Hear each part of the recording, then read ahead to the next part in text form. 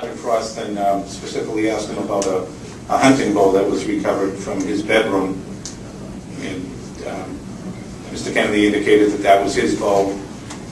He was asked where he bought it and for how long he had it. He said he had it for a long time, but that he couldn't remember where he bought it. He went into talk about that. It was one of two bows that he had owned, but he couldn't recall where he bought either bow. I then explained to him that my interest was more along the lines of the firearms that had been taken.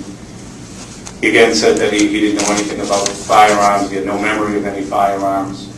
I explained to him that if these firearms were used in the commission of another crime, such as a homicide, that these guns could be linked back to him as being something that he took from one of these housebreaks, that he could possibly face charges in those crimes in which the guns were used. He indicated that he understood that, and again he stated he didn't know anything about firearms. At that point, my conversation was amended and he was transported to the Lowell Police Department. What did you do after he was transported? I went back inside 252 Short Street. And when you got back there, what was going on? The search was continuing. When you finished with Mr. Kennedy and he was transported, what happened to Roy Frost? He also went back into Short Street. All right. Now, what was occurring inside? What did Frost do at that time, if you know? I know he also re-entered the home, and he was actively searching with the other detectives from the perimeter. Okay. Did you ever see any jewelry there at the premises? Yes. Where was the jewelry when you saw it? It was on I would say, the dining room table.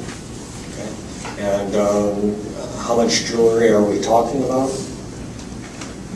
There was a lot of jewelry. There was most of the table was covered with jewelry.